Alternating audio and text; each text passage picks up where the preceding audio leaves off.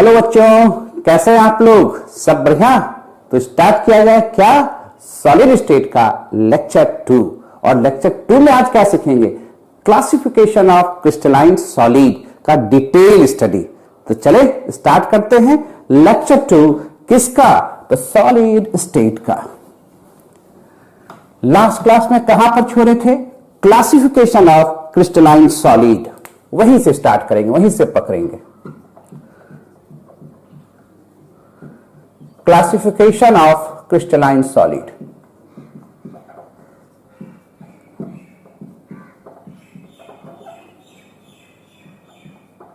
अब crystalline solid को further किसके आधार पर क्लासिफाई किया गया है?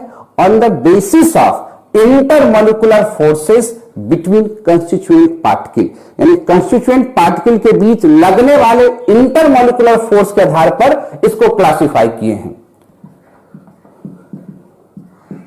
On the basis of intermolecular forces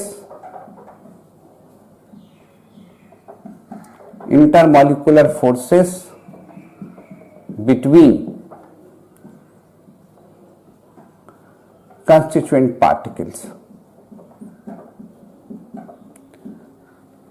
यानी इंटरमॉलिक्यूलर फोर्स किस तरह का ऑपरेट हो रहा है कंस्टिट्यूएंट पार्टिकल में, उसके आधार पर इसका क्लासिफिकेशन है। क्लियर?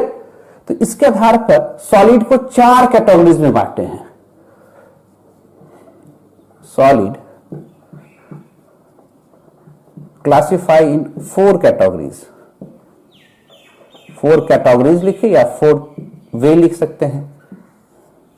तो पहला क्या हो गया? Molecular solid. मॉलिक्यूलर सॉलिड में जो कंस्टिट्यूएंट पार्टिकल होंगे वो मॉलिक्यूल्स होते हैं। उसमें किस तरह का फोर्स लगता है सब अभी डिटेल से देखेंगे। फिर देखेंगे आयनिक सॉलिड। आयनिक सॉलिड के जो कंस्टिट्यूएंट पार्टिकल्स होते हैं वो आयंस होते हैं। आयंस में किस तरह का फोर्स लगेगा वो डिटेल से अभी देखने जा रहे हैं। प्रॉपर्टीज क्या क्या होगा। इसके बाद देखेंगे मेटालिक सॉलिड। मेटालिक सॉलिड में जो कंस्टिट्यूएंट पार्टिकल होंगे वो कर्नल एंड इलेक्ट्रॉन होंगे। तो कर्नल क्या है, इलेक्ट्रॉन क्या है, सब डिटेल से भी बताने जा रहे हैं। कोवैलेंट सॉलिड, और इसी को हम लोग कहेंगे नेटवर्क सॉलिड। नेटवर्क सॉलिड में जो कंस्टिट्यूएंट पार्टिकल्स होंगे वो एटम होंगे। कैसे? तो नॉन मेटेलिक एटम जो आपस में कोवैलेंट बॉन्ड से जुड़ते हैं। तो इन सभी का अब डिटेल स्टडी करने का समय आ गया है। तो सबसे पहले स्टार्ट कहां से करेंगे हम लोग? आयनिक सॉलिड से। पहले एक बार नोट करें, तब हेडिंग देंगे क्या? आयनिक सॉलिड लिखा जाए।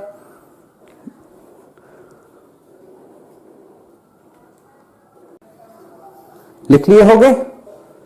चला जाए अब हम लोग आयनिक सॉलिड की तरफ।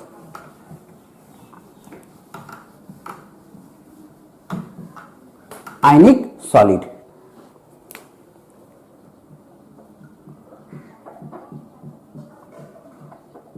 पहले आयनिक सॉलिड को ही देखते हैं।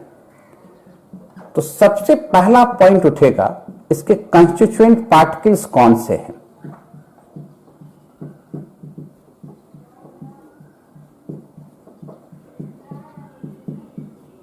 तो आप कहिएगा कंस्टिट्यूएंट पार्टिकल्स आयंस हैं।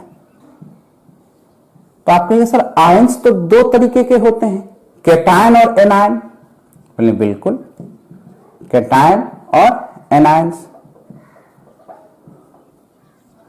तो आयनिक सॉलिड बनता कैसे है? तो पहले आयनिक बॉन्ड में चले आओ। जैसे सोडियम और क्लोरीन NaCl कैसे बनाता है? तो आप जानते हो कि सोडियम का एटॉमिक नंबर कितना है? 11। क्लोरीन का 17। सोडियम क्या करेगा? 1 इलेक्ट्रॉन लूज करेगा। सोडियम बनेगा क्या? Sodium cation. और क्लोरीन क्या बनेगा? एनायन। इसका भी ऑक्टेट पूरा हो गया और आप देखो इसका भी ऑक्टेट पूरा हो गया। अब आप लोग खूब अच्छे ढंग से जानते हो 2 चार्ज पार्टिकल है और दोनों का नेचर अपोजिट है। तो दोनों के बीच में कैसा फोर्स लगेगा? तो आप कहोगे sir electro static force of attraction. Force of attraction लगेगा जिसको कूलम्बिक फोर्स भी कहते हैं। जानते हो निकालने के लिए कूलम्बिक फोर्स, कहीं डाउट? तो आयनिक सॉलिड के कंस्टिट्यूएंट पार्ट किस क्या है? आयंस। आयंस क्या हो सकते हैं? कैटायन और एनायन। आयनिक बॉन्ड बनता किसके बीच है? तो ionic bond form between ions. याद करो हमेशा, यहां एक इलेक्ट्रॉन ट्रांसफर किया कौन? सोडियम। किसको? क्लोरीन को। बना क्या? कैटायन। बना क्या? एनायन। और दोनों के बीच में Coulombic force, electrostatic force of attraction लग रहा है, जिससे बन क्या गया? आयनिक सॉलिड। तो आप पूछेगा कि किस तरह के फोर्स यहां ऑपरेट हो रहे हैं, तो क्या लिखेंगे? Electrostatic force of attraction. इसी को कूलम्बिक फोर्स भी कह सकते हैं। इसके एग्जाम्पल्स कौन कौन के होंगे? तो जितने भी आयनिक बॉन्ड बनाने वाले होंगे सब इसके एग्जाम्पल में आ जाएंगे। NaCl, KCl, potassium nitrate, zinc oxide, potassium, ammonium chloride, बहुत सा एग्जाम्पल है। क्लियर? अब ये सॉलिड होगा कैसा नेचर में? बहुत मजबूत फोर्स लग रहा है, तो सॉलिड तो हार्ड होगा ही। नेचर में एग्जिस्टेंस, नेचर ऑफ सॉलिड, तो क्या लिखेंगे? Hard but ब्राइटल। हार्ड होगा और ब्राइटल होगा। कोई दिक्कत वाली बात? पहले नोट कर लीजिए, तब आगे की बात करते हैं। लिखिए।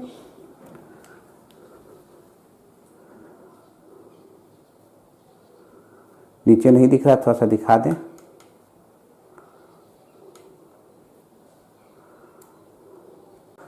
लिख लिया? मिटाए? तब और प्रॉपर्टीज देखा जाए किसका? आयनिक सॉलिड का। तो आयनिक सॉलिड बन रहा है किससे? तो भैया आयंस। और आयंस के बीच कैसा फोर्स लग रहा है? तो इलेक्ट्रोस्टैटिक फोर्स ऑफ अट्रैक्शन। ये फोर्स मजबूत है कि कमजोर? तो बहुत मजबूत फोर्स है, इसलिए सॉलिड क्या हुआ? हार्ड हुआ। जब सॉलिड हार्ड होगा तो मेल्टिंग पॉइंट क्या लिखेंगे? Very high. मेल्टिंग पॉइंट क्या होगा? हाई होगा। और अप्रॉक्स रेंज देखेंगे तो 1500 केल्विन के ऊपर ही, 1500 केल्विन के ऊपर ही जाएगा। अप्रॉक्स है, ये मोटा मोटी लिखा गया है ना। अब जो नेक्स्ट पॉइंट हम लोग जा रहे हैं वो क्या है? ये है कि इसका जो बाइंडिंग एनर्जी है, जो कैटायन और एनायन बंधता है, वो एनर्जी अलग, ये तो डिपेंड करता है सॉलिड के नेचर पर। तो एक रेंज लिख रहे हैं मोटा मोटी, 4 से लेके 4000 किलो जूल पर मोल है। 400 से लेके 4000 किलो जूल पर मोल है। ये अप्रॉक्स कैलकुलेशन है, कोई विवाद में मत फंस जाइए। एग्जैक्टली इतना ही होता है, एक रेंज बताया। क्या है? बहुत ज्यादा है। अब क्या हो रहा है? तो ionic solids are bad conductor, और इसको आप इंसुलेटर कह सकते हो। बैड कंडक्टर्स और insulators in solid state, but it is good conductor. Good ना लिखे, सिर्फ कंडक्टर भी लिख सकते हैं, conductor, but it is conductor in molten state और इन सॉल्यूशन फेज।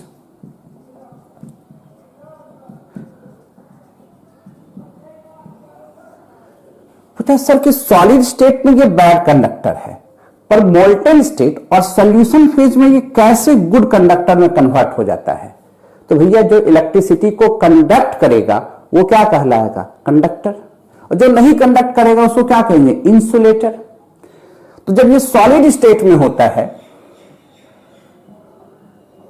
जब आयनिक सॉलिड सॉलिड स्टेट में होते हैं, तो उसके कैटायन और एनायन फिक्स रहते हैं और फिक्स डिस्टेंस पर एक दूसरे से बंधे रहते हैं। हम 2D फिगर बना रहे हैं, इसमें किसी तरह का कोई वाइब्रेशन नहीं होगा। और आप जानते हैं कि इलेक्ट्रिसिटी 2 कारण से फ्लो होता है, एक इलेक्ट्रॉन के फ्लो करने के कारण और दूसरा आयंस के फ्लो करने के कारण। तो जब हम लोग सॉलिड स्टेट में बात करेंगे आयनिक सॉलिड का, तो जब आयनिक सॉलिड स्टेट में होगा तो उसके केटायन और एनायन फिक्स होंगे, वो हिलडोल नहीं करेंगे। जब तक इसमें हिलडोल नहीं होगा तब तक तो ये क्या कहलाएगा, बैड कंडक्टर और इंसुलेटर।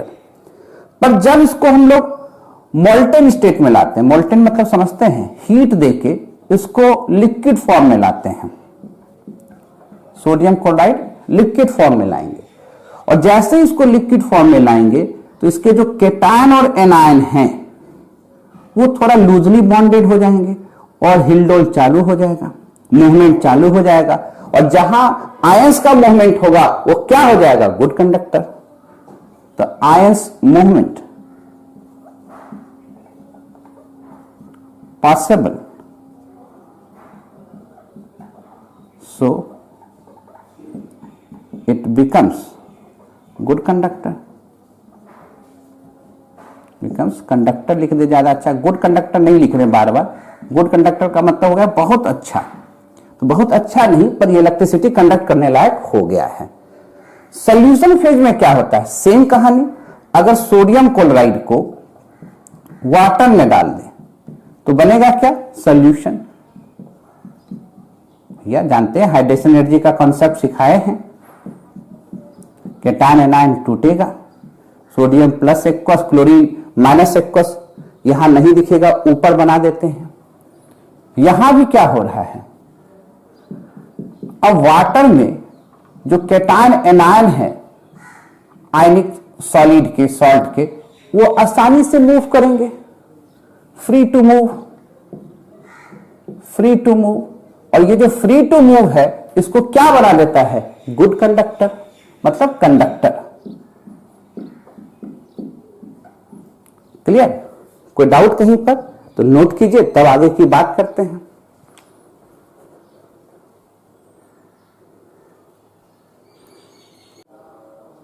लिख लिए होगे भाई, मिटाया जाए। अब चलेंगे मेटालिक सॉलिड की तरफ, सबके बारे में जान जाए। मेटालिक सॉलिड,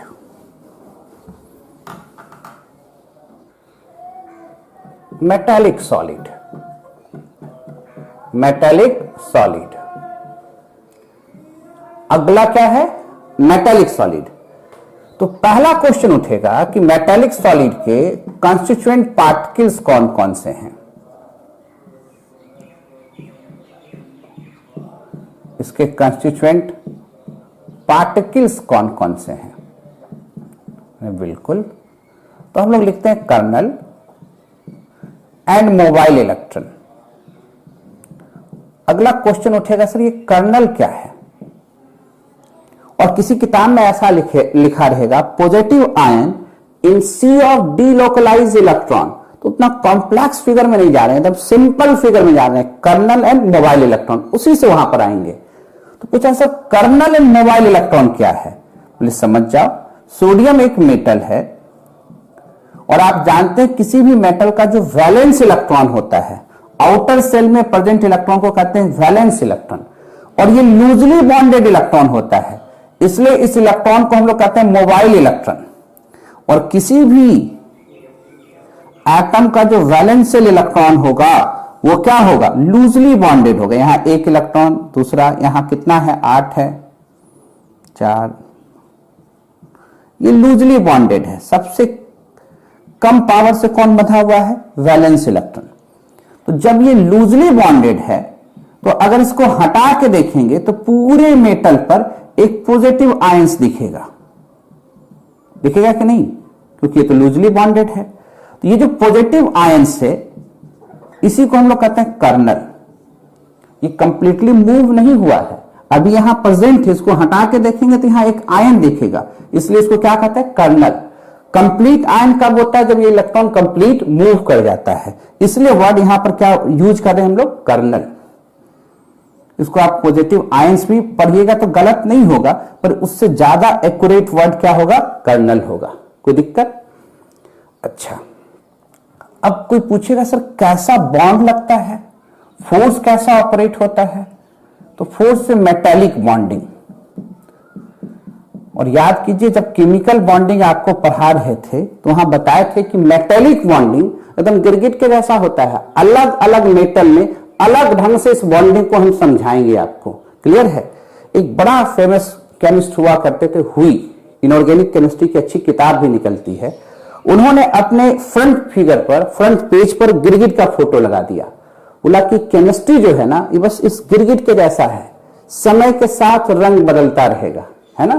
तो chemistry is C for chemistry, C for colour, chemistry is colourful and beautiful. वही उसकी खूबसूरती दिखा रहे हैं मेटेलिक बॉन्डिंग का। यहां पर क्या खूबसूरती है जरा देखिएगा। हम 2D की बात करें, फिर 3D में ले जाएंगे आपको। ये मेटल है और मेटल का ये लूजली बॉन्डेड इलेक्ट्रॉन है, ताकि 2D में देख पाना आसान काम होता है। लूजली बॉन्डेड इलेक्ट्रॉन है, ये मेटल है और ये लूजली बॉन्डेड इलेक्ट्रॉन है।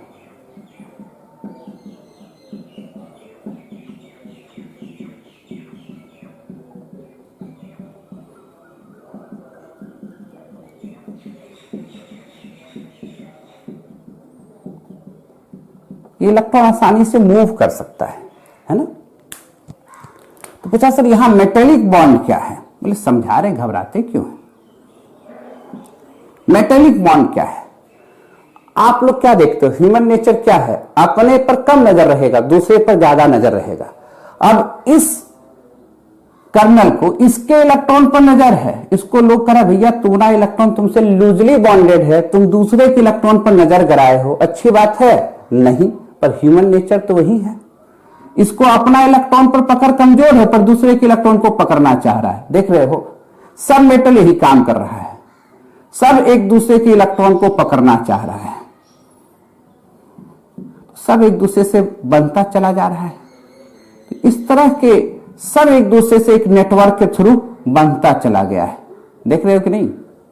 इसी तरह के बॉन्ड को हम लोग क्या कहते हैं? Metallic bonding. Clear? Metallic bonding कोई कंफ्यूजन वाली बात है? पर ये नेटवर्क बॉन्डिंग, इसके चलते ये स्ट्रांग होता है। ये भी बॉन्डिंग बहुत स्ट्रांग है, पर आयनिक बॉन्ड से थोड़ा वीक होता है, पर स्ट्रांग बॉन्ड है। कहीं दिक्कत वाली बात है? ऐसे बॉन्डिंग को क्या कहते हैं हम लोग? Metallic bonding. अगर इसको हम लोग देखते 3 डायमेंशन फिगर में, तो देखिए क्या करते हैं।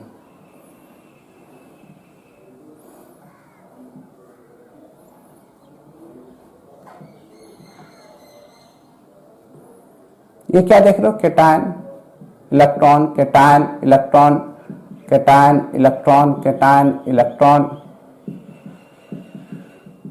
एकदम रेगुलर पैटर्न पर दिखता।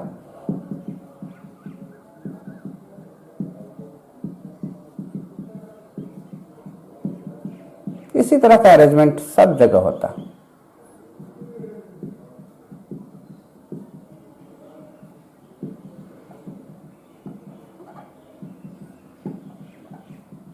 और इसके जो इलेक्ट्रॉन है बड़ा आसानी से फ्रीली मूव कर सकते थे।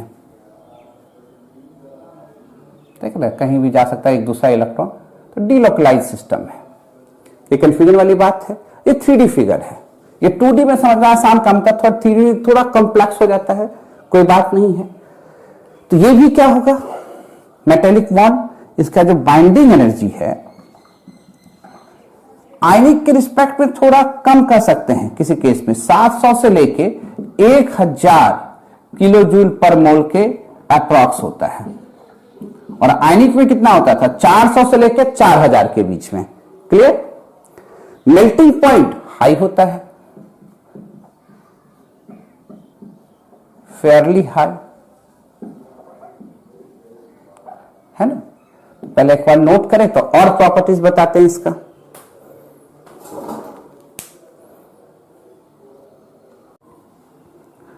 दिख रहे हो? मिटाए जरा। अब पूछा और क्या प्रॉपर्टीज होगा इसका? कहीं दिक्कत है मेटेलिक बॉन्ड में? मेटेलिक बॉन्ड को तो आप ऐसे भी समझ सकते हो, मान लो 2 मेटल है, 2 कर्नल है, उसके बीच में एक ही इलेक्ट्रॉन पर दोनों का नजर है ना। जैसे मान लो 2 इंडियन डॉग है, दोनों झगड़ना चाह रहा है, दोनों के बीच में एक रोटी दे दिए, तो एक डॉग इस रोटी को पकड़ लिया, तो दूसरा डॉग क्या करेगा? क्या कहेगा, इस पर अटैक करेगा ना, इंडियन डॉग है, आदमी नहीं है।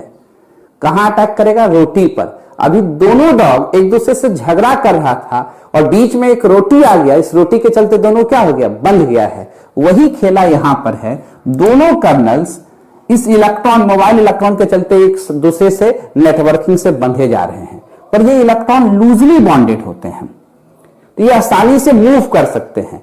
अगर यहां पर हम लोग पॉजिटिव और नेगेटिव पोल क्रिएट कर दे इलेक्ट्रिसिटी का, तो क्या हो जाएगा, आसानी से इलेक्ट्रॉन फ्लो करने लगेगा, किसके तरफ, पॉजिटिव पोल के तरफ। तो ये क्या हो जाएगा, गुड कंडक्टर ऑफ इलेक्ट्रिसिटी। तो मेटेलिक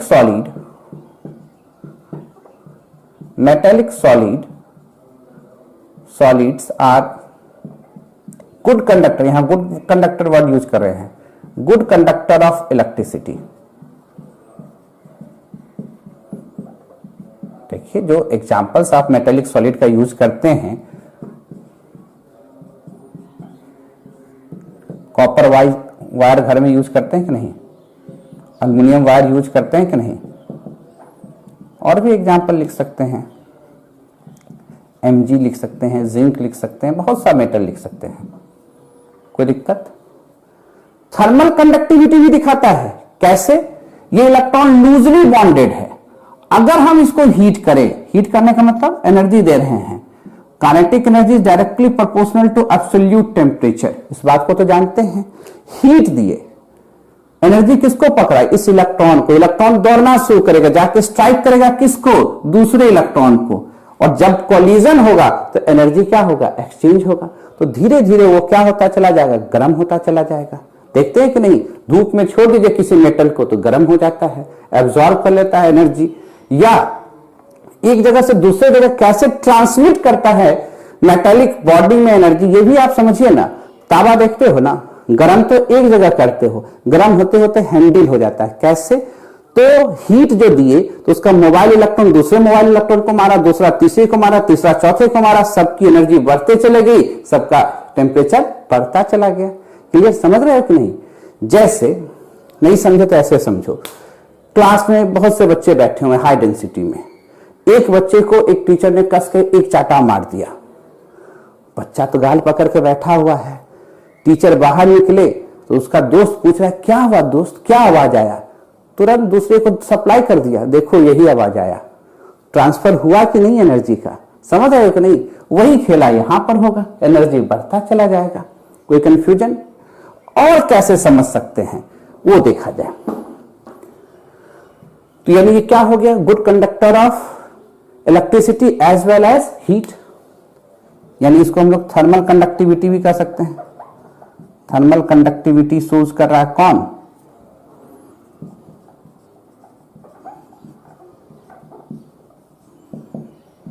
कौन दिखा रहा है आपको, मेटेलिक सॉलिड। और मेटेलिक सॉलिड में क्या क्या प्रॉपर्टीज हो सकता है उसको अच्छे ढंग से लिखते हैं, मिटा दिया जाए इसको।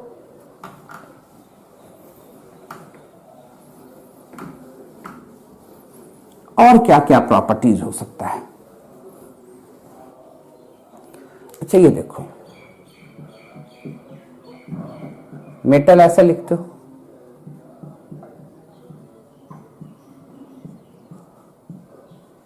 ऐसे लिख सकते हो, M फॉर मेलेबल, कोई दिक्कत, या ऐसे भी लिख सकते हो मेल्टिंग पॉइंट हाई है। क्लियर। ई इलेक्ट्रिकल कंडक्टिविटी है, अभी देखिए ही कंडक्टिविटी है। थर्मल कंडक्टिविटी है, थर्मल कंडक्टिविटी है। एलॉय भी एग्जाम्पल होते हैं मेटेलिक सॉलिड के, एलॉय भी एग्जाम्पल होंगे किसके, मेटेलिक सॉलिड के।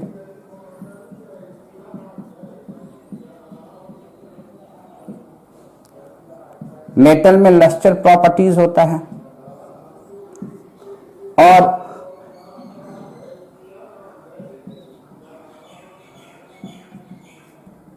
इलेक्ट्रॉन जो होता है इजीली लूज हो जाता है, लूज होने के कारण है लो आयनाइजेशन एनर्जी। और भी प्रॉपर्टीज लिख सकते हैं। कहीं दिक्कत है तो पहले एक बार नोट किया जाए, तो आगे की बात करते हैं।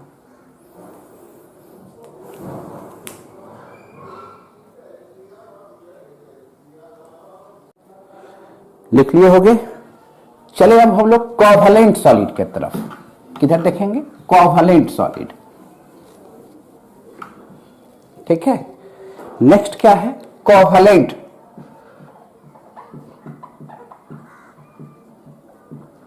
और इसी को हम लोग कहते हैं नेटवर्क सॉलिड।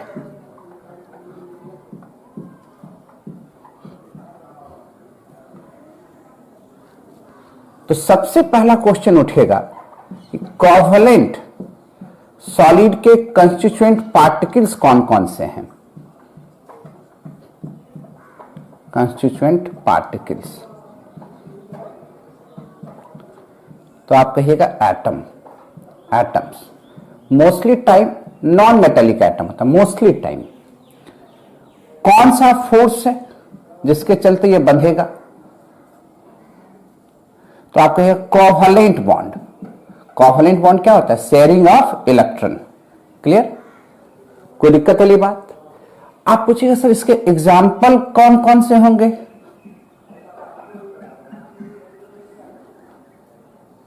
पहले तो कार्बन के 2 allotropes, diamond, graphite, quartz Si2 और एल्युमिनियम नाइट्राइड। बहुत से और भी एग्जाम्पल यूज कर सकते हो। कोई दिक्कत? नेचर में होगा क्या? Very hard, hard. पर जो ग्रेफाइड होता है, डायमंड के रिस्पेक्ट में ग्रेफाइड सॉफ्ट होता है एज कंपेयर टू डायमंड।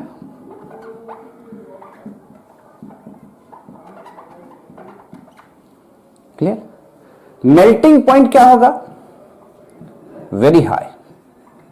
बहुत स्ट्रांग बॉन्ड है, इसलिए इसको पिघलाने में बहुत ज्यादा मेल्टिंग पॉइंट लगता है, वेरी हाई।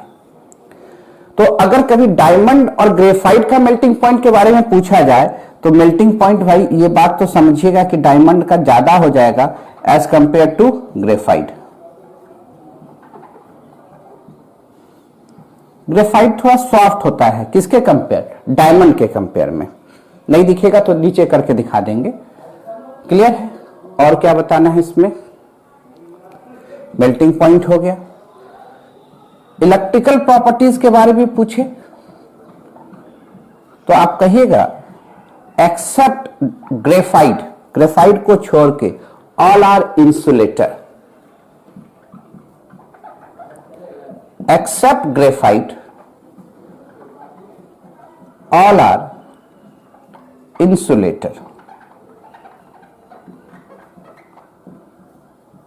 क्यों ग्रेफाइट कंडक्टर हो जाता है? बताना होगा, थोड़ा फिगर देके बताएंगे। बाइंडिंग एनर्जी अगर पूछिएगा, जो कोवैलेंट बॉन्ड पर मोल बनता है वो अप्रॉक्स हम लिख रहे हैं 150 to 500 किलो जूल पर मोल। कोई दिक्कत? अप्रॉक्स कैलकुलेशन है, ये तो आप लिख लिए। अब आते हैं डायमंड और ग्रेफाइट के स्ट्रक्चर पर, क्वार्ट्ज के स्ट्रक्चर पर, और इसके प्रॉपर्टीज को एक्सप्लेन करते हैं। पहले एक बार नोट कर लीजिए, ये देखते हैं दिखा कि नहीं, नीचे करके दिखा देते हैं आपको।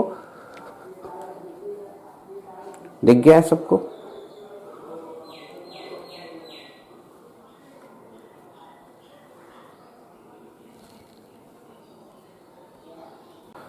लिख लिए होंगे। अब आए अंतर, किसका भाई? तो डायमंड और ग्रेफाइट में क्या अंतर है, इस पर जरा फोकस हो जाए। तब क्वार्ट्ज का भी स्ट्रक्चर बना के दिखाएंगे आपको, है ना? क्लियर?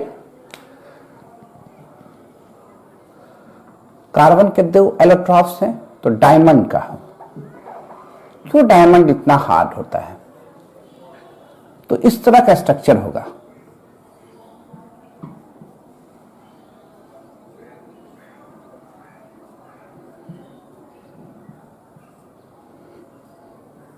टेट्राहेड्रल स्ट्रक्चर होगा। ये कार्बन जो है sp3 हाइब्रिडाइजेशन से है और बड़ा नेटवर्क बनता चला जाएगा। ये तो छोटा फिगर बनाया है, फिर आगे बनता जाएगा, इसका ही बनेगा, इसका ही बनेगा, इसका ही बनेगा, इसका ही बनेगा, इसका ही बनेगा, सबका बनता जाएगा। क्लियर। अब आप आइए, ये तो डायमंड हुआ, इसकी हाइब्रिडाइजेशन क्या हो गई, sp3 हो गया। इसी तरह का नेटवर्क चलेगा। ये कार्बन कार्बन सिंगल बॉन्ड है और सिंगल बॉन्ड का बॉन्ड लेंथ आप जानते हैं 1.54 एंगस्ट्रम लिख सकते हैं, कोई दिक्कत। अच्छा, जब हम लोग ग्रेफाइट की चर्चा करते हैं, ग्रेफाइट का देखो कैसा होगा।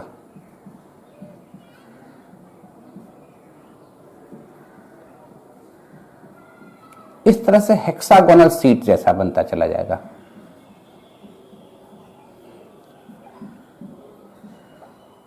इस तरह से हेक्सागोनल सीट बनता चला जाएगा। और ग्रेफाइट में डीलोकलाइजेशन ऑफ पाई इलेक्ट्रॉन है।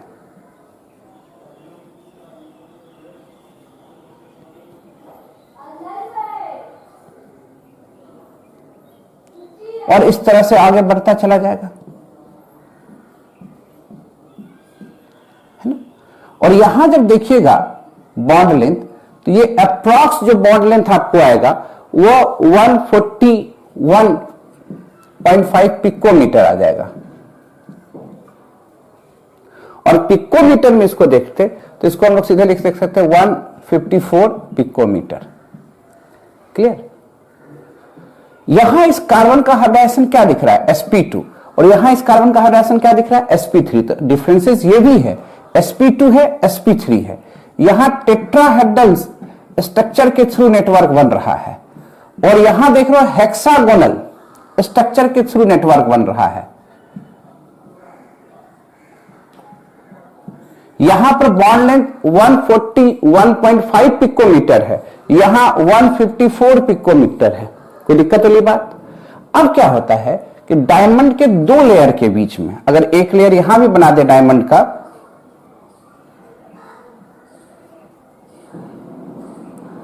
डायमंड के दो लेयर के बीच में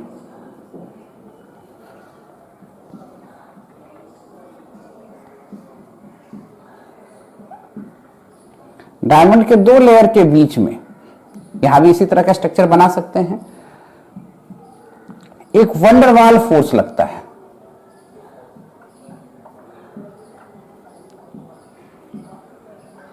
और दोनों लेयर, इसके बीच का बॉन्ड लेंथ बड़ा है, इसके बीच का बॉन्ड लेंथ बड़ा है, 340 पिकोमीटर है, जस्ट इससे डबल के ऊपर है। यानी दोनों के बीच में एक वंडरवाल फोर्स लग रहा है और दोनों एक दूसरे के ऊपर ओवरलैप करता है, स्लिप करता है। यह कारण है कि यह सॉफ्ट होता है। कौन, ग्रेफाइट। अब ये जो देख रहे हो आप, रेड पेन यूज करते हैं, alternate pi sigma pi electron है। तो alternate pi sigma pi electron आने से क्या हो रहा है, कंजुगेशन हो रहा है। और कंजुगेशन कहां होता है, जहां पर पाई इलेक्ट्रॉन आसानी से मूव कर सकते हैं। डीलोकलाइजेशन ऑफ पाई इलेक्ट्रॉन, और जहां पाई इलेक्ट्रॉन घूमेगा, इलेक्ट्रॉन के घूमने से वो कैसा हो जाता है, गुड कंडक्टर। यही कारण है ये गुड कंडक्टर ऑफ इलेक्ट्रिसिटी होता है। सो ग्रेफाइट बिकम्स कंडक्टर। क्यों, क्योंकि इसके जो पाई इलेक्ट्रॉन है वो आसानी से एक जगह से दूसरी जगह जाएंगे। जहां कंजुगेशन होगा वहां रिजोनेंस होगा, वहां पाई इलेक्ट्रॉन डीलोकलाइज करेगा। कोई दिक्कत वाली बात। तो अंतर देख रहे हो ग्रेफाइट और डायमंड में। डायमंड हार्ड है और डायमंड का अगर मेल्टिंग पॉइंट देखोगे तो अप्रॉक्स 4000, अप्रॉक्स की बात कर रहे हैं, एग्जैक्ट में कहीं किसी किताब में 3800 कुछ, कहीं 3900 कुछ लिखा रहेगा, तो बहस मत करना, हम अप्रॉक्स बात कर रहे हैं। 4000 केल्विन तक जाता है। क्लियर, कहीं दिक्कत। अब जो हम लोग स्ट्रक्चर देखेंगे वो किसका देखते हैं, क्वार्ट्ज का। डाउट है कहीं पर, क्वार्ट्ज पे डायमंड जैसा ही स्ट्रक्चर होगा। बता दे, लिख लीजिए इसको, जब लेक्चर खत्म हो जाएगा तो पीछे आके स्ट्रक्चर भी बना लीजिएगा। अगर हम लोग Si2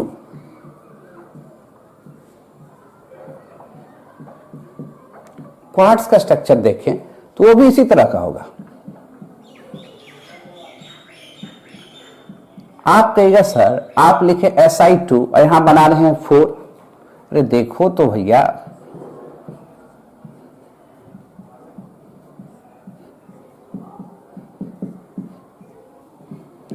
अब देखो हर एक ऑक्सीजन 2 सिलिकॉन से शेयर कर रहा है ना।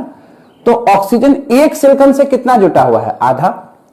अगर इस सिलिकॉन की बात करें तो ये ऑक्सीजन आधा इससे जुटा हुआ है, आधा इससे जुटा हुआ है। तो यानी सिलिकॉन के साथ 4 ऑक्सीजन हैं, पर चारों का कनेक्शन हाफ है। कितने ऑक्सीजन हैं? 4, और चारों का कनेक्शन हाफ है, इसलिए इसको क्या कहेंगे? Si2। और इसी से एक नेटवर्क तैयार होता है। क्लियर? तो ये स्ट्रक्चर हो जाता है क्वार्ट्ज का। तो क्या यहां पर भी डीलोकलाइजेशन दिख रहा है? तो आप कहिएगा नहीं। तो यहां पर क्या हो जाएगा? बैड कंडक्टर, इंसुलेटर हो जाएगा। डायमंड जैसा ही है इसलिए हार्ड तो होगा ही। क्लियर? कोई कंफ्यूजन वाली बात नोट कीजिए। तब हम लोग अब चलेंगे किधर? मॉलिक्यूलर सॉलिड की तरफ।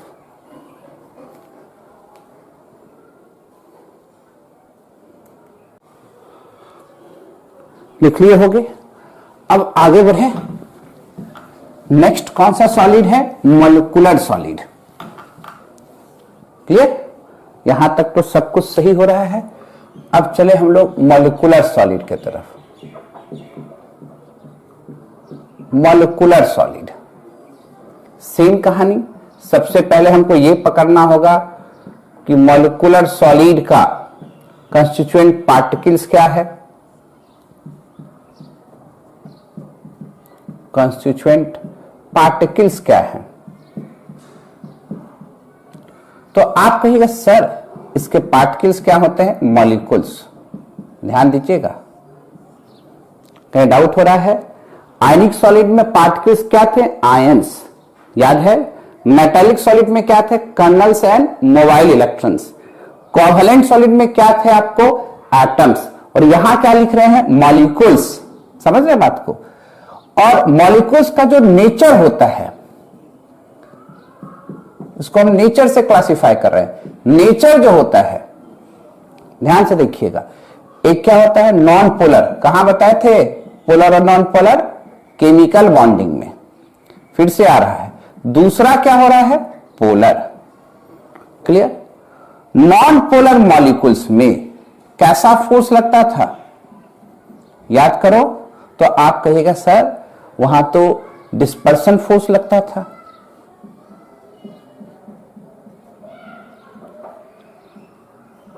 इसी फोर्स को लंदन फोर्स भी कहते थे,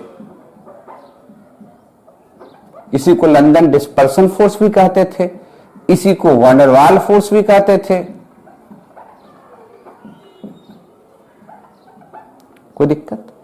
और पोलर मॉलिक्यूल्स को पुनः 2 रेंज में बांट सकते हैं आप। एक क्या? जहां डाइपोल डाइपोल इंटरेक्शन लगता हो, डाइपोल डाइपोल इंटरेक्शन लगता हो, और जहां H बॉन्डिंग होता हो, जहां H बॉन्डिंग होता हो। क्लियर है? सबको डिटेल से एक बार फिर से बता देंगे, घबराइए मत। पहले एक बार एग्जांपल तो लिख लें। तो डिस्पर्सन फोर्स कहां होगा? तो नोबल गैस, आर्गन सॉलिड मिल जाए आपको नोबल गैस वाला, होमोडायटोमिक मॉलिक्यूल्स वाला मिल जाए, कार्बन डाइऑक्साइड सॉलिड के रूप में मिल जाए। बहुत सा एग्जांपल यूज कर सकते हो। Dipole dipole interaction sulphur dioxide solid के रूप में मिल जाए, HCl सॉलिड के रूप में मिल जाए। H बॉन्डिंग, यहां भी बहुत सा एग्जांपल यूज कर सकते हो। H बॉन्डिंग में सबसे अच्छा वाटर सॉलिड के रूप में मिल जाए। सबको कंडीशन में सॉलिड के रूप में कन्वर्ट करते हैं। याद रखिए, नेचर में नोबल गैस गैस के रूप में होता है, कन्वर्ट किए कंडीशन से किसमें? सॉलिड पर। नेचर में देखेंगे कि रूम टेम्परेचर पर तो गैस के रूप में होगा, किसी खास कंडीशन में उसको कन्वर्ट किए हैं कहां? सॉलिड के फॉर्म में। HF सॉलिड हो जाएगा। क्लियर? ये तो एक बात हुआ। नेचर में पूछेगा क्या होगा? तो सबसे वीक फोर्स कौन सा होता है? Van der Waals force. तो जहां पर नॉन पोलर मॉलिक्यूल्स होंगे, जहां नॉन पोलर मॉलिक्यूल्स होंगे उसको हम लोग वेरी सॉफ्ट कह सकते हैं। क्लियर? डिटेल से सबको एक बार फिर से बताएंगे, पहले एक बार लिख लेते हैं तब बताना आसान काम होगा। और जहां पोलर होंगे, अब पोलर में भी तो दो पार्ट हैं, एक डाइपोल डाइपोल वाला और दूसरा क्या है? एच बॉन्डिंग वाला। ये भी सॉफ्ट है, पर इस दोनों के कंपेयर में थोड़ा बहुत कुछ हार्ड भी हो सकता है। दोनों के कंपेयर में ध्यान रखिएगा, compare with non polar and dipole dipole, ये थोड़ा सा हार्ड इसके कंपेयर में। क्लियर? मेल्टिंग पॉइंट सबके क्या हो जाएंगे? लो हो जाएंगे। डाउट है कहीं पर? अगर मॉलिक्यूलर वेट लगभग लगभग सेम हुआ तो थोड़ा बहुत किसका मेल्टिंग पॉइंट ज्यादा होगा? एच बॉन्डिंग का। इलेक्ट्रिकल प्रॉपर्टीज के बारे में पूछा जाए, इलेक्ट्रिकल प्रॉपर्टीज के बारे में पूछा जाए तो हम कहेंगे कि all are insulator, all are insulators. ठीक है? आप कहिए सर पानी तो गुड कंडक्टर ऑफ इलेक्ट्रिसिटी होता है, ये सब बताएंगे। ये वाटर लिक्विड नहीं है, वाटर सॉलिड है, ध्यान दीजिएगा। अभी सबका स्ट्रक्चर करके बता रहे हैं, घबराते क्यों हैं? देखिए तो और क्या बताना है हम लोग को? इंसुलेटर तो हो गए। Binding energy, binding energy less than, और सिर्फ हाइड्रोजन बॉन्डिंग में कभी कभी 40 किलो जूल से ऊपर जाएगा, और सबका क्या होगा? लेस देन 40 किलो जूल पर मोल। सबसे वीक कौन है इसमें? Van der Waals force. Approx लिख रहे हैं, हाइड्रोजन बॉन्ड वर्ड तभी लिखा था, बॉन्डिंग में कंडीशन बताए थे, खास कंडीशन के बाद हमने अप्रॉक्स लिखा है। कोई दिक्कत? और किसके? हाइड्रोजन बॉन्डिंग के केस में कभी 46 में मिलेगा, 48 में मिलेगा, इसे अप्रॉक्स कंडीशन में हमने लिखा है कि लेस देन वाला कौन सा होगा? नॉन पोलर और डाइपोल डाइपोल। और 40 से ऊपर वाला कौन सा केस जाएगा? कहीं कहीं तो एच बॉन्डिंग में। कहीं दिक्कत? तो अब हम लोग सीखे कि पोलर मॉलिक्यूल्स क्या है, नॉन पोलर मॉलिक्यूल्स क्या है। फिर से एक बार रिकैप करा देते तो समझना आसान काम हो जाएगा। तो पहले एक बार नोट कर लीजिए तो रिकैप कराते हैं।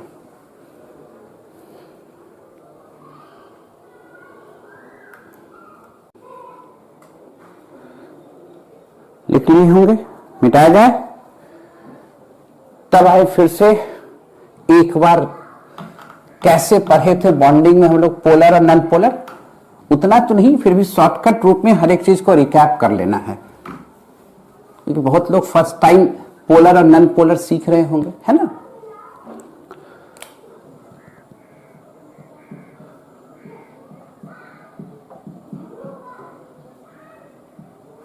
मॉलिक्यूल्स को पहले पोलर और फिर नॉन पोलर में बांट रहे हैं। याद करो, जहां पर रिजल्टेंट डायपोल मोमेंट का वैल्यू 0 हुआ था, यह डायपोल मोमेंट है जिसको बॉन्ड मोमेंट भी कहे थे, उस मॉलिक्यूल्स को हम लोग कहे थे नॉन पोलर। ठीक है, जो बच्चे नहीं समझ रहे डायपोल मोमेंट क्या, घबराने की कोई बात नहीं, और भी आसान तरीका बताएंगे। और जहां रिजल्टेंट डायपोल मोमेंट का वैल्यू 0 नहीं हुआ था, वो मॉलिक्यूल्स क्या कहलाया था? पोलर।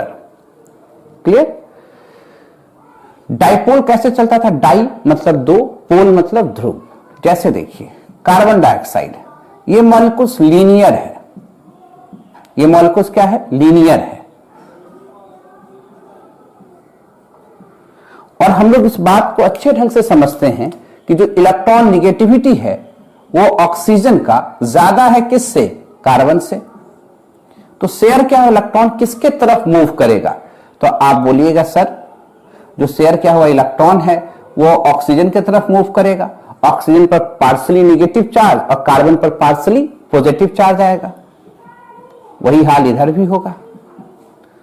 डाइपोल एक पॉजिटिव पोल है, दूसरा निगेटिव पोल है। तो डाइपोल को कैसे दिखाते थे? Movement of electron from positive pole to negative पोल।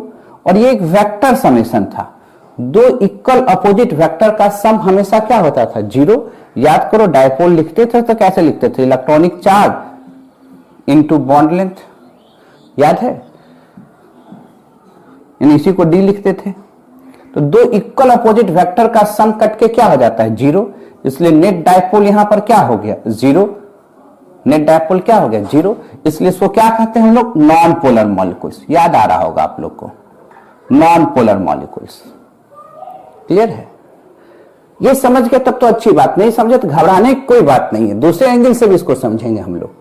अगर HCl मॉलिक्यूल्स है, इलेक्ट्रॉन निगेटिविटी क्लोरीन का ज्यादा है, किससे ज्यादा है, हाइड्रोजन से ज्यादा है ना। अब ये देखो शेयर क्या इलेक्ट्रॉन कौन खींच रहा है, क्लोरीन। क्लोरीन पर क्या आया, पार्सली नेगेटिव। हाइड्रोजन पर कैसा चार्ज आया, पार्सली पॉजिटिव। यहां एक पॉजिटिव पोल और एक नेगेटिव पोल बना, तो इसलिए इसको डाइपोल कह रहे हैं। और इलेक्ट्रॉन का मूवमेंट हमेशा पॉजिटिव पोल से किधर की ओर होगा, नेगेटिव पोल की ओर होगा। तो ये तो डाइपोल है ही। और म्यू का वैल्यू कुछ ना कुछ तो निकलेगा ही, नॉट इक्वल टू जीरो होगा, फाइनाइट होगा। इसलिए इसको पोलर कह रहे हैं। इसको क्या कहा जा रहा है, पोलर।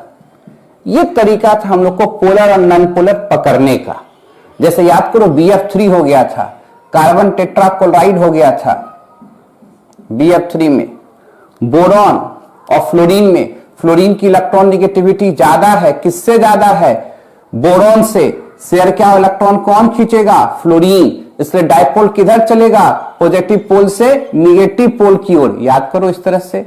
और BF3 का स्ट्रक्चर हुआ था ट्रायगोनल प्लेनर। BF3 के स्ट्रक्चर क्या था, ट्रायगोनल प्लेनर।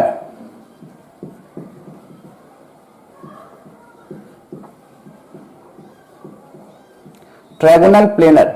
और ट्रायगोनल प्लेनर का बॉन्ड एंगल कितना था, 120। और इस दोनों का जहां से टेल मिलेगा वहीं से इस दोनों का रिजल्टेंट डायपोल आएगा। और याद करो वेक्टर समेशन अगर 120 डिग्री रहता इसके बीच का एंगल, तो ये जो रिजल्टेंट आ रहा है 2 म्यू कॉस 120 बटे 2 किए थे, 2 म्यू कॉस 60 किए थे। कॉस 60 हाफ हुआ था, ये कट गया था म्यू। ये ऊपर भी म्यू है, ये भी म्यू है, ये भी म्यू, दोनों का रिजल्टेंट म्यू है। यहां से यहां तक 180, यहां से यहां तक 60, तो 120 और 60 कितना हो गया, 180। और दो इक्वल अपोजिट वेक्टर का सम हमेशा कट के क्या होता था, जीरो। यानी इसका और इसका रिजल्टेंट डायपोल कट के क्या हो जाएगा, जीरो। तो म्यू नेट क्या हो जाता है, जीरो। तो इसको क्या कहते, नॉन पोलर।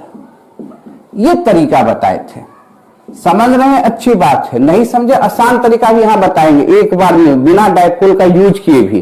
पहले जो सीखे थे उसको ले आते हैं, है ना। Sulphur dioxide, sulphur dioxide bent shape का हुआ था, याद करना। सब बॉन्डिंग में बताए थे कैसा शेप का हुआ था, बेंट शेप का हुआ था, V शेप, एंगुलर शेप।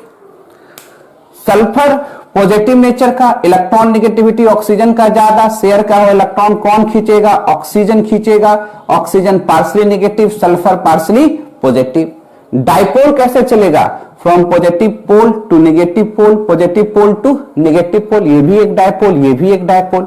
दोनों का टेल जहां मिलेगा रिजल्टेंट डाइपोल किधर गया, नीचे की ओर। तो म्यू नेट क्या हो गया, नॉट इक्वल टू जीरो, मतलब कुछ वैल्यू निकलेगा। तो इसको हम लोग क्या कहते, पोलर कहते। ये एक तरीका था हम लोग का पोलर और नॉन पोलर क्लासिफाई करने का। बहुत बच्चे को दिमाग में आ गया होगा क्योंकि पढ़े हुए थे।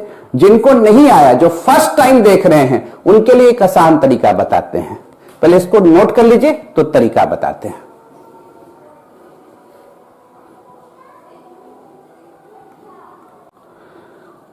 लिख लिए होंगे, मिटाया जाए तो आसान तरीका को कैसे अडॉप्ट करते, पहले ये देख लें।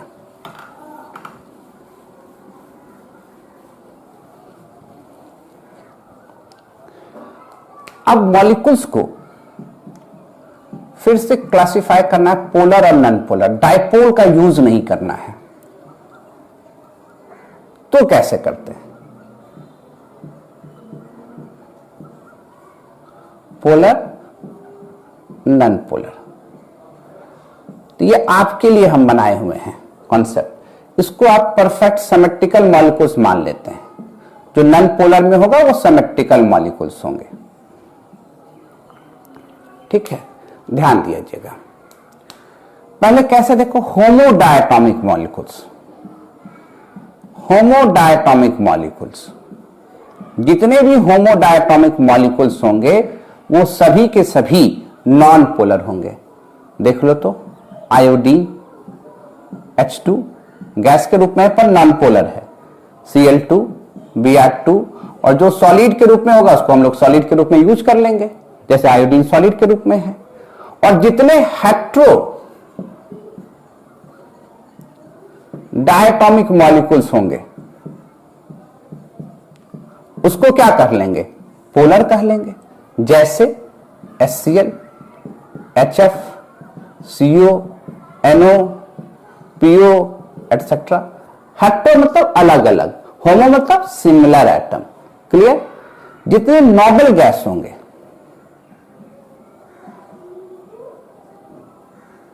वो सभी एग्जाम्पल होंगे किसके, नॉन पोलर के। नियोन, आर्गन, क्रिप्टन, जिसको सॉलिड में जो कन्वर्ट हो सकता है उसको हम लोग यूज कर लेंगे किस सॉलिड में, नॉन पोलर मॉलिक्यूल्स वाला सॉलिड में। कहीं दिक्कत? अब जो सबसे इंपॉर्टेंट पॉइंट लिख रहे हैं वो ध्यान दीजिएगा कि अगर किसी एटम के पास जितना वैलेंस इलेक्ट्रॉन हो, अगर सबका सब बॉन्डिंग में पार्टिसिपेट करता हो और वो भी एक ही प्रकार के एटम से, तो वो कहलाएगा नॉन पोलर मॉलिक्यूल्स। बोला सर क्या कहना चाहते हैं, कार्बन लीजिए, कार्बन का वैलेंस इलेक्ट्रॉन कितना है, तो आप कहिएगा सर वैलेंस इलेक्ट्रॉन तो हम लोग जानते हैं कि 4 है। अगर चारों का चारों इलेक्ट्रॉन एक ही प्रकार के एटम, 4 बॉन्ड बनाया और चारों क्लोरीन से ही जुट गया, एक ही प्रकार के एटम से जुटा, तो ये जो मॉलिक्यूल्स होगा कार्बन टेट्राक्लोराइड निश्चित तौर पर नॉन पोलर होगा। आसान तरीका है ना, कोई कंफ्यूजन? अगर एक भी एटम अदर आ जाता, देखो एक हाइड्रोजन आ गया तो ऐसे मॉलिक्यूल्स को क्या कह देंगे, पोलर। 2 एटम अदर आ जाते तब भी पोलर, ये भी सिमेट्रिकल नहीं है। 3 अलग अलग रहते और 1 अलग रहते तब भी पोलर। पर अगर चारों हाइड्रोजन हो जाता, कार्बन के पास 4 इलेक्ट्रॉन है, चारों एक ही प्रकार के एटम से बॉन्ड बना रहा है, तो ये क्या कहला जाएगा, नॉन पोलर। ध्यान दीजिए, कार्बन के पास 4 इलेक्ट्रॉन है, चारों एक ही प्रकार के एटम से बॉन्ड बना रहे हैं ऑक्सीजन से, देख रहे हो ना, तो ये क्या हो जाएगा, non polar. Carbon dioxide is non polar, करके भी दिखाए थे। पर यहीं पर एक तरफ कार्बन और एक तरफ सल्फर हो जाए तो पोलर हो जाएगा। और देखना चाहते हो जैसे BF3, बोरॉन के पास 3 इलेक्ट्रॉन है वैलेंस शेल में और तीनों का तीनों एक ही प्रकार के एटम से बॉन्ड बना रहा है क्लोरीन से ही, तो ये क्या कहला जाएगा, नॉन पोलर। फास्फोरस के पास 5 इलेक्ट्रॉन है, पांचों का पांचों एक ही प्रकार के एटम से बॉन्ड बना रहा है, तो क्या कहला जाएगा, नॉन पोलर। सल्फर के पास 6 इलेक्ट्रॉन है और 6 का 6 इलेक्ट्रॉन एक ही प्रकार के एटम ऑक्सीजन से बॉन्ड बना रहे हैं, तो नॉन पोलर। पर सल्फर डाइऑक्साइड में क्या हो गया, 6 इलेक्ट्रॉन था, 4 ही बॉन्ड बनाया, 1 लॉन पेयर बचा लिया, तो क्या हो गया, पोलर। तो जहां देखिएगा कि लॉन पेयर बच रहा होगा वो मोस्टली टाइम, कहीं कहीं अपवाद होगा उसको छोड़ दीजिएगा, क्योंकि ये आपको समझाने के लिए रूल्स बता रहे हैं। एक्चुअल रूल्स क्या है, डाइपोल मोमेंट का यूज करके बनाना, पर ये आपको 90% केस में लग जाएगा, तो आपका कहीं दिक्कत नहीं होने वाला है, काम गड़बड़ नहीं होने वाला है। अब ये बात समझिए, सल्फर डाइऑक्साइड क्या हो गया, चूंकि लॉन पेयर है तो सीधे पोलर कह दोगे। वाटर, उसके पास लॉन पेयर है, सीधे पोलर कह दोगे। H2S लॉन पेयर है, सीधे पोलर कह दोगे। कंफ्यूजन? कहिए सर और एग्जांपल दीजिए। सल्फर के वास्तव कक्षा में 6 इलेक्ट्रॉन है, सभी का सभी बॉन्ड बना रहा है, तो ये क्या कहला जाएगा, नॉन पोलर। क्लियर है? अगर आप कह दीजिएगा जैसे मान लीजिए 4 ही बॉन्ड बनाता सल्फर, तो पोलर हो जाता। अब सर किसमें रूल नहीं लगेगा ऐसा, तो IF7, आयोडीन के पास 7 इलेक्ट्रॉन है और सातों का सातों बॉन्ड बना रहा है फ्लोरीन से, फिर भी ये नॉन पोलर नहीं है, तो अब बात तो रहेगा ही। हम क्या बोल रहे हैं, 90% ये पोलर मॉलिक्यूल्स में आ जाता है। कहां लग जाएगा आपको, 90% केस में लग जाएगा। आपको सॉलिड स्टेट में कहीं दिक्कत नहीं हो रहा है। मोर डिटेल से और सीखना है, हम लोग केमिकल बॉन्डिंग में चल जाएंगे, उस लेक्चर को डिटेल से देख लेंगे, एक बार पूरा क्लियर हो जाएगा, कहीं विवाद का कारण ही नहीं रहेगा। पर जो सॉलिड स्टेट में जितने मॉलिक्यूल्स हम लोग को पढ़ने के लिए दिए हैं वो आपसे नहीं छूटेंगे। क्लियर सी बात? तो एक बार नोट करें, तब एच बॉन्डिंग और सबके बीच में किस तरह का ऑर्डर है फोर्स का, वो एक बार चेक करते हैं। लिखा जाए,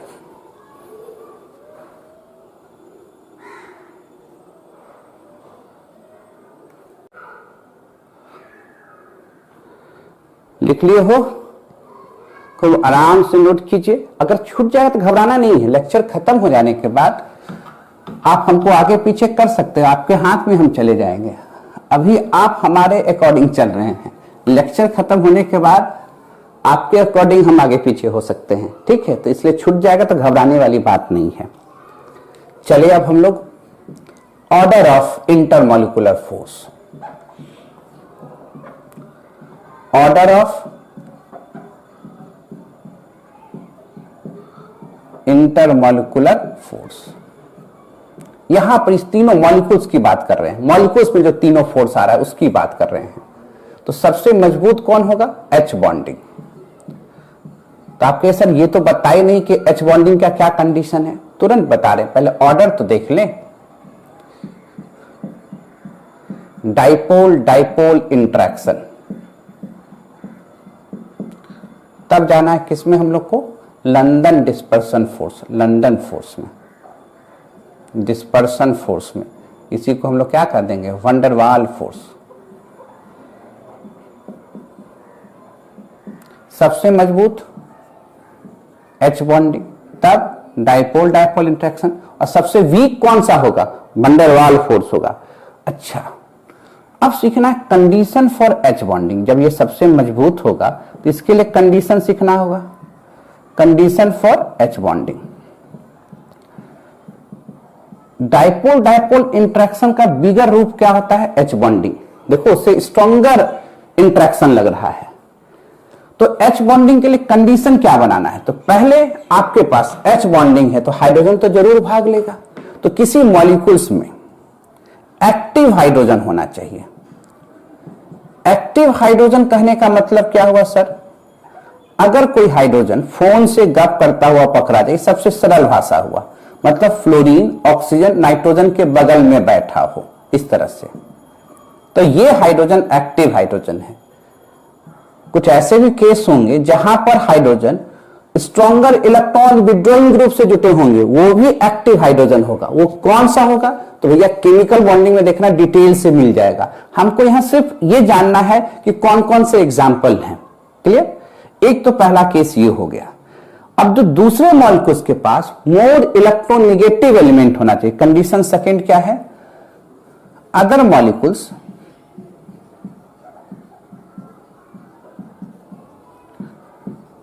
should contain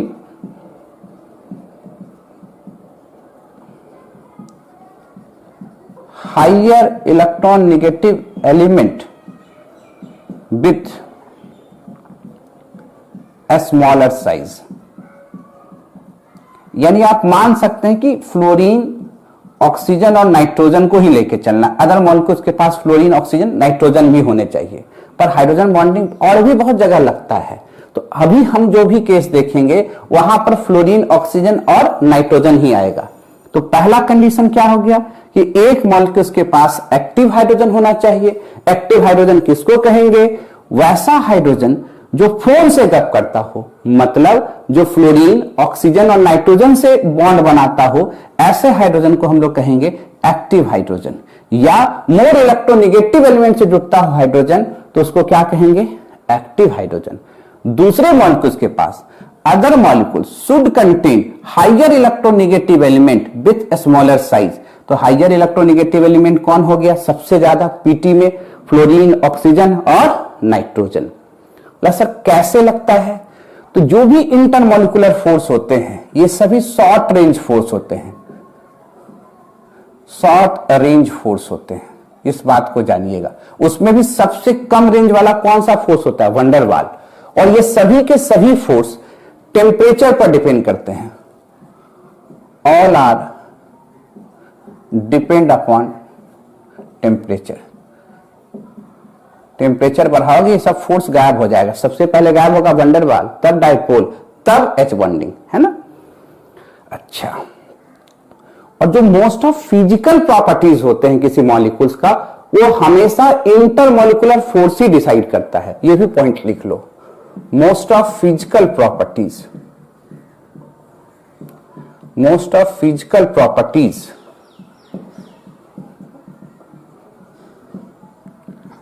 decide by intermolecular force.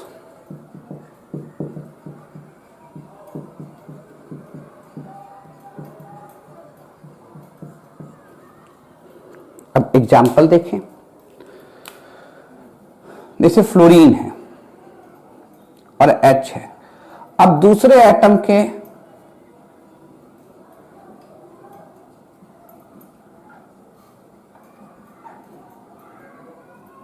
ये देखो डाइपोल यहां बन रहा है, फ्लोरीन की इलेक्ट्रॉन नेगेटिविटी ज्यादा है, H से डाइपोल तो यहां बना ही। इसी डाइपोल इंटरेक्शन का जब मैग्नीट्यूड वैल्यू एक सर्टेन रेंज से ऊपर हो जाता है तो उसको हम लोग क्या कह देते हैं, एच बॉन्डिंग। एच बॉन्डिंग में प्राय यहां 3 ही डॉट दिखेगा अलग अलग किताब में, है ना, तो इसको क्या कहते हैं, एच बॉन्डिंग। फिर इसी तरह ये दूसरे मॉलिक्यूल से जुड़ सकता है।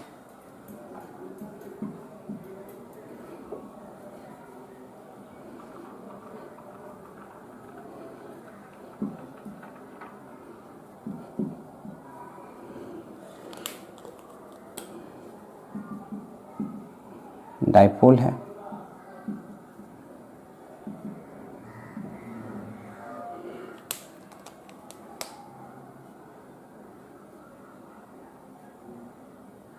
फिर इसी तरह से बनता चला जाएगा। इस बॉन्डिंग को क्या कहेंगे हम लोग, एच बॉन्डिंग।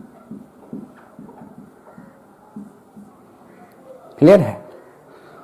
कितने डॉटेड लाइन से दिखाना है, 3। ये देख लेना, कहीं ज्यादा पड़ गया होगा तो सुधार लेना। और ये बेंट होता चल जाता है इस तरह से। HF सॉलिड का स्ट्रक्चर बनाए और फिर तो पढ़िएगा ही वहां पर एच बॉन्डिंग फिर 2 तरह का हुआ था, intramolecular H bonding, intermolecular H bonding. तो उस पर डिटेल में नहीं गए हैं। इसका एंगल को नहीं बताया, कितने एंगल पर घुमा है, ये सब की जरूरत यहां पर नहीं है। सिर्फ एक एच बॉन्डिंग हम लोग सीख गए। दूसरा देख सकते हैं वाटर में, मिटावे इसको, पहले नोट कर लीजिए आप लोग।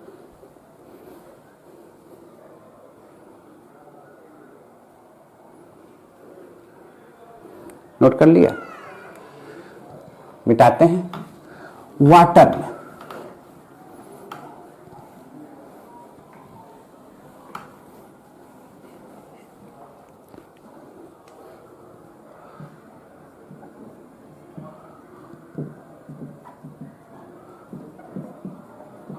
H2O सॉलिड, और भी बड़ा स्ट्रक्चर बना सकते हैं।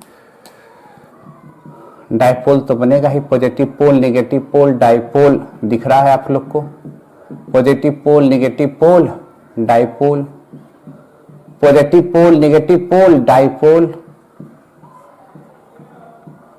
और भी डिटेल से जा सकते हैं, बड़ा स्ट्रक्चर बना सकते हैं। देखो इसका नेगेटिव पोल, एक मॉलिक्यूल्स का एक्टिव हाइड्रोजन इसी तरह बढ़ता चला जाएगा। वाटर मॉलिक्यूल्स इसी एच बॉन्डिंग के चलते लिक्विड फॉर्म में होते हैं, और जब लो टेम्परेचर ले जाते हैं तो सॉलिड फॉर्म में आ जाते हैं। ये H2O सॉलिड का स्ट्रक्चर है। फिर पैक भी हो जाएगा, है ना, और आगे जाएगा तो ये पैक हो जाएगा। पैक हो जाने के चलते बीच बीच में गैप हो जाता है। तब मैं देखते हो कि आइस जो है अपने ही पानी के ऊपर, आइस क्यूब जो देखते हो अपने पानी के ऊपर तैरने लगता है, क्योंकि इसकी डेंसिटी घट जाता है, वॉल्यूम बढ़ जाता है। तो ये सब डिटेल से बताएं, कहां, केमिकल बॉन्डिंग में। तो यहां सिर्फ हम लोग को सीखना है कि एच बॉन्डिंग लग गया यहां पर। क्लियर। अब जरा देखो डाइपोल, डाइपोल में किस तरह से सोचना है। डाइपोल, डाइपोल तो समझ ही गए, 2 डाइपोल के बीच इंट्रैक्शन लगाना है। एक HCl है, दूसरा यहां HCl मॉलिक्यूल से। इलेक्ट्रॉन निगेटिविटी क्लोरीन का ज्यादा है, किससे ज्यादा है, हाइड्रोजन से। तो भैया एक पॉजिटिव पोल बना, दूसरा निगेटिव पोल बना, इसको डाइपोल कहे। यहां पर भी दिख रहा है कि इलेक्ट्रॉन निगेटिविटी क्लोरीन का ज्यादा है, किससे, हाइड्रोजन से। क्लियर है ना। Electron negativity of chlorine is greater than hydrogen. तो यहां भी डायपोल बना पॉजिटिव पोल और नेगेटिव पोल के बीच। अब इस डायपोल के बीच जो इंटरेक्शन होगा उसको क्या कहेंगे, डायपोल डायपोल इंटरेक्शन। यहां भी बहुत से मॉलिक्यूल्स होंगे, ये नहीं कि यहीं पर रुक जाएगा, इधर भी होगा इधर भी होगा, लार्ज नंबर ऑफ मॉलिक्यूल्स, करोड़ों करोड़ मॉलिक्यूल्स की बात हो रहा है। हम तो फिगर में 2-4 मॉलिक्यूल्स सिर्फ दिखाते हैं आपको, है ना।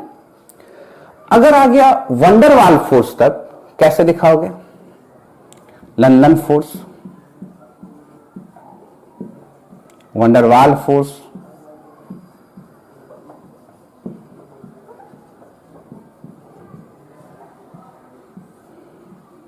ये तो सबसे शॉर्ट रेंज फोर्स होता है। तो जैसे मान लो आयोडीन है, तो 2 आयोडीन मॉलिक्यूल्स के बीच लगने वाला फोर्स क्या कहला जाएगा, वंडरवाल फोर्स। सिमेट्रिकल मॉलिक्यूल्स में लगता है और van der Waals force mainly surface area पर डिपेंड करता है। जितना ज्यादा सरफेस एरिया होगा वंडरवाल फोर्स ज्यादा होगा। जैसे हाइड्रोकार्बन्स आप जानते हो, हाइड्रोकार्बन्स क्या होते हैं, नॉन पोलर। और हाइड्रोकार्बन्स जैसे जैसे उसका कार्बन का संख्या बढ़ता जाएगा सरफेस एरिया बढ़ता जाएगा, और सरफेस एरिया बढ़ता जाएगा तो वंडरवाल फोर्स भी बढ़ेगा। अब पेंटेन के 2 मॉलिक्यूल्स के बीच का वंडरवाल फोर्स ब्यूटेन के 2 मॉलिक्यूल्स के बीच के वंडरवाल फोर्स से ज्यादा होगा।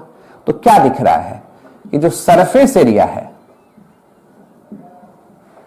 इंक्रीज किया, वंडरवाल फोर्स भी इंक्रीज कर जाएगा।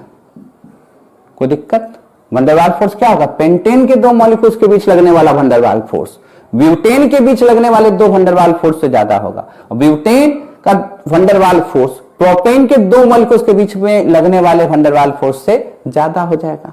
कोई कंफ्यूजन, अगर कार्बन डाइऑक्साइड है तो 2 कार्बन डाइऑक्साइड का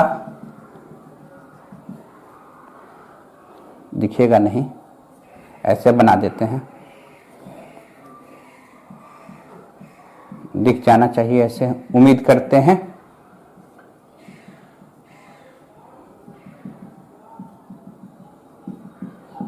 ये वंडरवाल फोर्स हो गया। अच्छा, ये तो सब वीकर फोर्स था इसलिए सभी सॉफ्ट हुए, ये बात तो समझ गए। पूछा ये इंसुलेटर क्यों है, तो हम जितना भी तरह का मॉलिक्यूल सभी आपको दिखाए, कहीं पर भी कंप्लीट आयंस बना, पार्शियल आयंस बन रहा है, पार्शियल पॉजिटिव नेगेटिव चार्ज हो रहा है, और कंप्लीट आयंस का फॉर्मेशन नहीं हो रहा है, और ना आयंस मूव करते हुए नजर आ रहे हैं।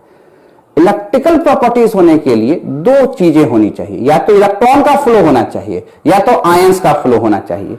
ये जितना भी एग्जाम्पल हमने आपको दिखाया, कहीं पर भी इलेक्ट्रॉन फ्री होकर नहीं फ्लो कर रहा है, ना आयंस फ्री होकर फ्लो कर रहा है, इसलिए ये सभी क्या है, बैड कंडक्टर, इंसुलेटर। कोई दिक्कत, सभी क्या है, सॉफ्ट है। इन सभी में थोड़ा बहुत भी हार्ड कौन होगा, तो वाटर होगा। सबका मेल्टिंग पॉइंट क्या होगा, लो होगा। कैसे पहचानेंगे कौन पोलर है, पोलर में किसमें डायपोल डायपोल लगेगा, किसमें एच बॉन्डिंग लगेगा, सीख चुके। कौन नॉन पोलर होगा वो भी सीख चुके। इसके कंस्टिट्यूएंट पार्टिकल, मॉलिक्यूलर सॉलिड के कंस्टिट्यूएंट पार्टिकल कौन होंगे, तो हम लोग कह देंगे मॉलिक्यूल्स। मॉलिक्यूल्स का नेचर कैसा होगा, सब कुछ सीख लिए आप लोग। तो आप कुछ क्वेश्चन करेंगे तब आगे की बात करेंगे, लिख लीजिए।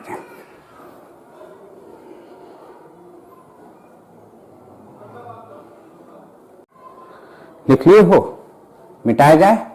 अब कुछ जो सीखे हैं उस पर 1-2 क्वेश्चन कर लें, तो जिससे आपको पता चल जाए कि आप जो सीखे हैं वो बहुत अच्छे ढंग से सीखे हैं।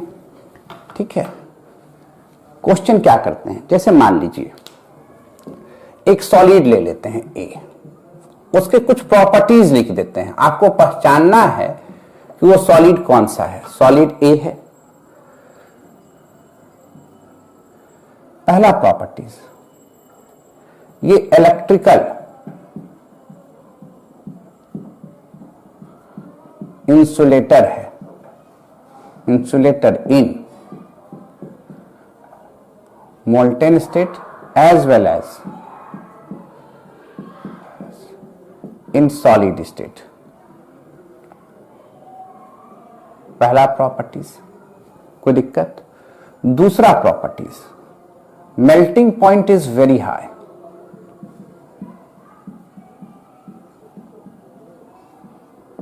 मेल्टिंग पॉइंट क्या है? बहुत हाई है। तो बताइए ये सॉलिड किस नेचर का होगा? क्रिस्टलाइन के चारों सॉलिड में किस नेचर का होगा? तो पहला सॉलिड जो मॉलिक्यूलर सॉलिड की बात करें तो मेल्टिंग पॉइंट अगर बहुत हाई होगा तो आप कहिएगा सर मॉलिक्यूलर सॉलिड तो हो नहीं सकता है। हाँ, कमेंट कर सकते हैं आप लोग, आंसर आ गया तो। मॉलिक्यूलर सॉलिड क्यों नहीं हुआ? तो मेल्टिंग पॉइंट बहुत हाई है। क्लियर? अब आइए, इलेक्ट्रिकल इंसुलेटर है molten state as well as solid state में। तो अगर हम मेटेलिक सॉलिड की बात करते,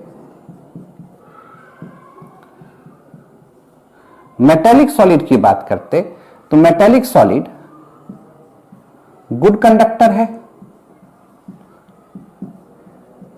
इन सॉलिड स्टेट, मॉल्टन स्टेट में भी कंडक्ट करता है। पर ये सॉलिड स्टेट में क्या है? इंसुलेटर है। तो मेटेलिक सॉलिड की भी तो बात नहीं कर रहा है। आयनिक सॉलिड में आइए, आयनिक सॉलिड ये भी हार्ड होता है और ये मेल्टिंग पॉइंट बहुत हाई कह रहा है, एक्सट्रीमली हाई कह रहा है। सॉलिड स्टेट में ये इंसुलेटर है। पहला पॉइंट तो मिल रहा है, मेल्टिंग पॉइंट हाई है, दूसरा पॉइंट भी मिल रहा है। पर हम लोग जानते हैं कि मोल्टेन स्टेट में ये कंडक्टर हो जाता है। पर ऊपर वाला क्या कह रहा है कि मोल्टेन स्टेट में भी क्या होना चाहिए? आपको इंसुलेटर होना चाहिए। तो निश्चित तौर पर ये किस सॉलिड की चर्चा कर रहा है? कोवैलेंट सॉलिड की चर्चा कर रहा है। कोवैलेंट सॉलिड में ग्रेफाइट एक्सेप्ट करके लिखे हैं, अपवाद करके लिखे हैं। तो बाकी सभी phenomenon extremely high melting point, molten state में वो क्या हो जाएगा? इंसुलेटर, और सॉलिड स्टेट में भी इंसुलेटर हो जाएगा। तो कौन सी सॉलिड की चर्चा हुआ? Covalent solid. पहले नोट कर लीजिए, तब अगला क्वेश्चन लेते हैं।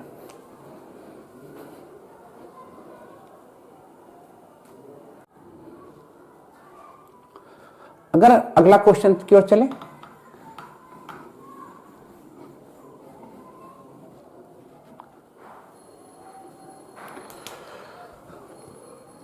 आइडेंटिफाई करना है क्रिस्टलाइन सॉलिड को। किस टाइप का क्रिस्टलाइन सॉलिड है? बहुत सा एग्जाम्पल दे रहे हैं। Find the type of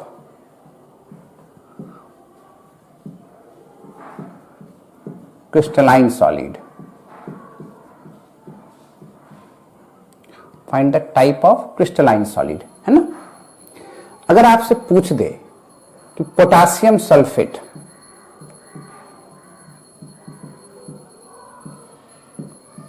sulphate कैसा क्रिस्टलाइन सॉलिड है, यूरिया कैसा है, बेंजीन कैसा है, ध्यान दीजिएगा, बेंजीन कैसा है, टीन कैसा है, आर्गन कैसा है, सिलिकॉन कार्बाइड कैसा है, ग्रेफाइट कैसा है, डायमंड कैसा है, क्वार्ट्ज कैसा है,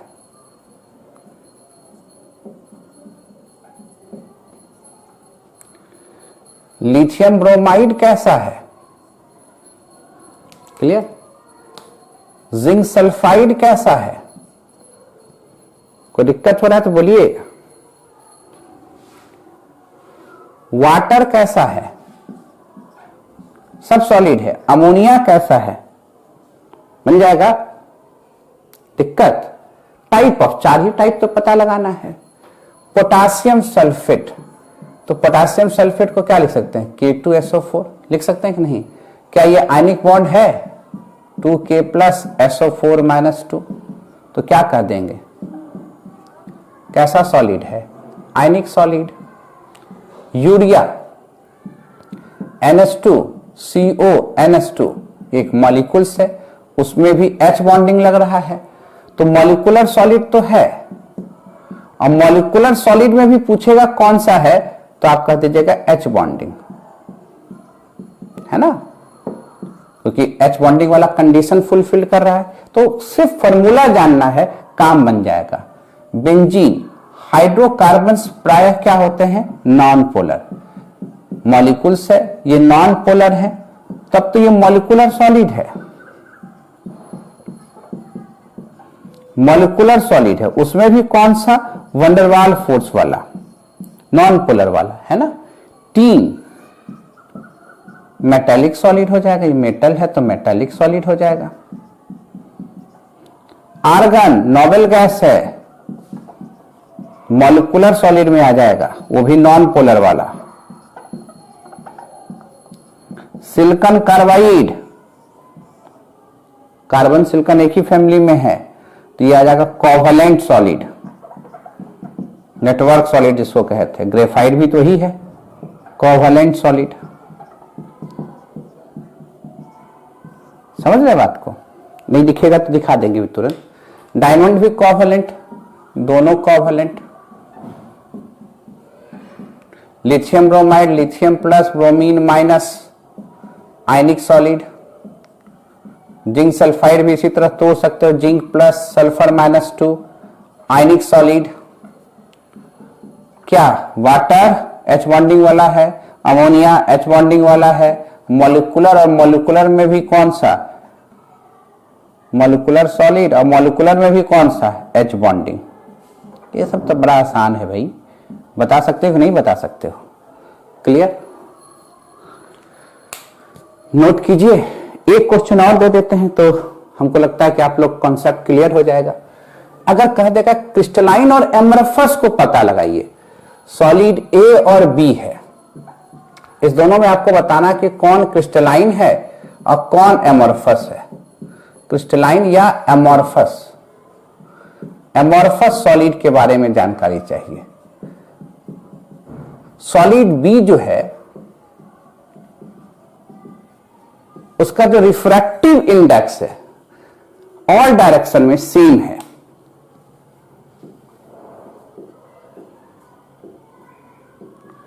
रिफ्रैक्टिव इंडेक्स जो है ऑल डायरेक्शन में सेम है, ऑल डायरेक्शन इक्विवेलेंट है।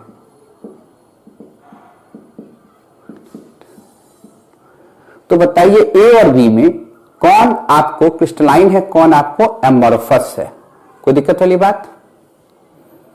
तो भैया रिफ्रैक्टिव इंडेक्स मतलब अनआइसोट्रॉपिक प्रॉपर्टीज, हर एक डायरेक्शन में अगर सेम रहेगा, हर एक डायरेक्शन में सेम रहेगा। एनाइसोट्रॉपिक प्रॉपर्टीज के बारे में बताए थे कि जो वैसा प्रॉपर्टी जो एक्सिस के साथ बदल जाए, उसमें 3 ही प्रॉपर्टी दिए थे, उसमें एक प्रॉपर्टीज कौन सा था, रिफ्रैक्टिव इंडेक्स। अगर हर एक डायरेक्शन में सेम है तब तो वो आइसोट्रॉपिक प्रॉपर्टीज हुआ, तब तो ये आइसोट्रॉपिक हो गया। और जो आइसोट्रॉपिक होते हैं वो क्या कहलाते हैं, एमॉर्फस कहलाते हैं। भूल गए क्या, तो ऐसा भी क्वेश्चन आ सकता है। तो बी एमॉर्फस हो गया तो ए क्या हो गया, क्रिस्टलाइन हो गया। ऐसा क्वेश्चन आएगा तो भूल जाओगे क्या। इस तरह का ज्यादा क्वेश्चन आप लोग को सबको एक पीडीएफ फॉर्मेट में दे रहे हैं, ठीक है। बना के आंसर बताइएगा, नोट कीजिए।